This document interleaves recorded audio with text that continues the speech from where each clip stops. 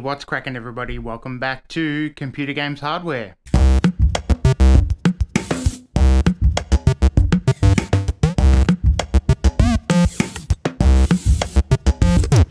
Welcome back to the channel and welcome to the video. How you guys doing? Hope you're doing really well. Today we have another Adrenalin update. So it hasn't been long between drinks. We've got a quick little update to get through.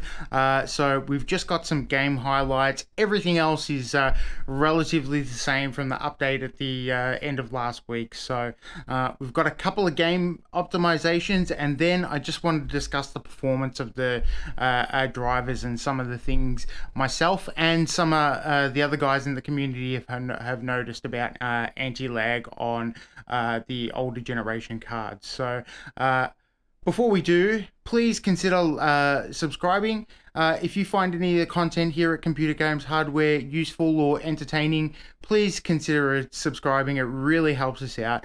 Now, onto the video. Okay, so we've got some new feature highlights and we have some support for Cyberpunk 2077. So Cyberpunk 2077 2.0 has been released alongside Phantom Liberty now, and most 7000 series GPU owners got this 23.9.3 update pretty quickly after Cyberpunk was released.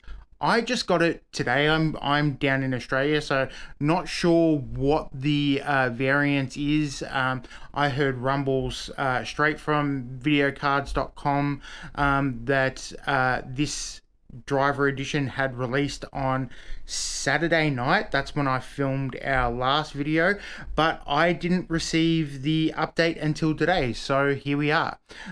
When did you guys get the update? Let me know in the comments down below. So we have some game support for Cyberpunk.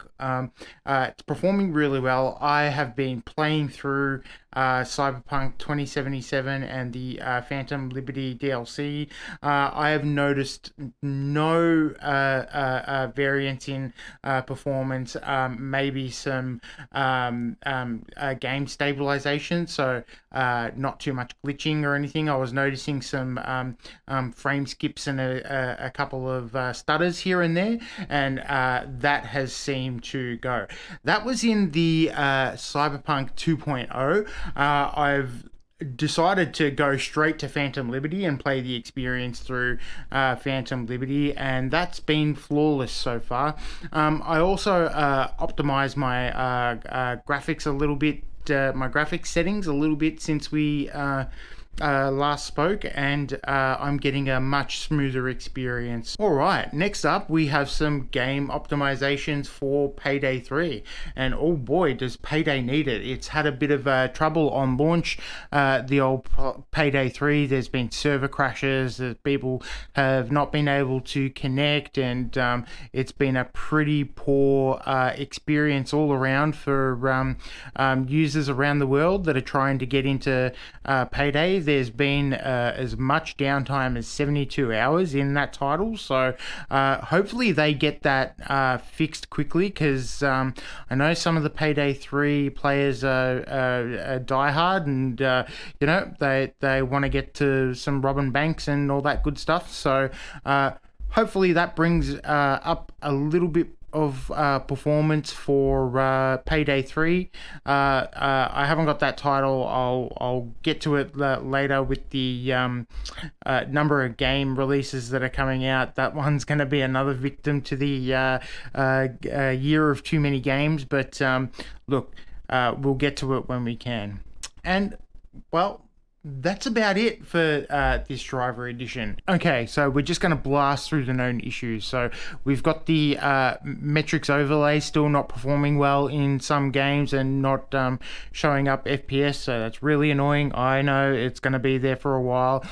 We've also got the AV1 encoding when recording issue that's still persistent, so that hasn't changed from the previous drivers either. And then we've got the switching video encoder while you're streaming via AMD link. That's still alive and well, so that was a fairly new one that has popped up in the last drivers, so that hasn't been addressed yet. But we weren't really expecting AMD to address any of those issues in a day or two, so we'll see what kind of driver optimizations we get next month. All right, so one important thing to note in the important notes is not a new issue or a notice that they've got, but the removal of one. So previously we were pretty critical about AMD for advising Polaris and Vega users to use the auto detect and install tool. That has since been removed. So in the change from the 23.9.2 and 23.9.3, they've removed that from the important notice. Probably copped a little bit of criticism. It was looked at like that, they weren't supporting gamers, and I was particularly critical, particularly when AMD came out and said, hey, we care about gamers in Gamescom. So that was not a good look. And they've since removed that. So good, bad, not too sure, but it looks like everyone can get this update, and that's good news for everyone. All right, another important thing worth noting is that in the previous video, I discussed wanting to test out all the cool little features like being able to turn on anti-lag and Radeon boost all at the same time in the new drivers, which wasn't available in the previous drivers. Unfortunately, during my testing, I found that in Cyberpunk, in Resident Evil 4, and in Street Fighter 6, that I got worse lag by a couple of milliseconds. So turning on those features simultaneously and independently didn't help me much with my game optimizations. I got worse lag, and I wasn't the only one to experience that. So some of you guys down in the comments below commented that you had the same experience. So big hello, thanks for commenting, and thanks for liking the videos, guys, and engaging with me. Really disappointing to see that the older cards aren't benefiting from some of those features. So look, I think what AMD are doing are trying to plant the seeds for HyperRX and all those things that they announced at Gamescom that are coming in early 2024. So look, they're there, try them. It's worth noting that in a couple of games that myself and a couple of other guys within the community had experienced some worse lag. So not good to see. We've got a pretty awesome community building up here at Computer Games Hardware. There's not many of us, so get to liking and subscribing and engaging us in the comments, and I try to reply to everyone. So big thank you to everyone who checked those features out and let me know.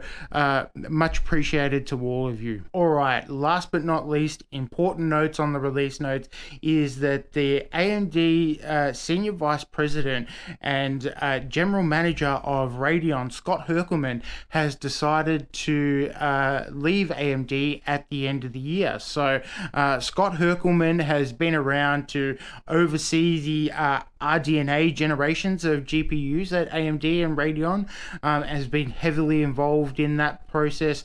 I believe he was formerly at NVIDIA as well, so he's had a lot of experience in the GPU space, and he's decided to pack it in. So wish you all the best, Scott. Take care. Big thank you from everyone here at Computer Games Hardware. Anyway, that's going to do it for this one, guys. Thank you very much for watching. I know it's only a quick one, but we've always got to get on top of these Adrenalin driver revisions. So I've really enjoyed making it.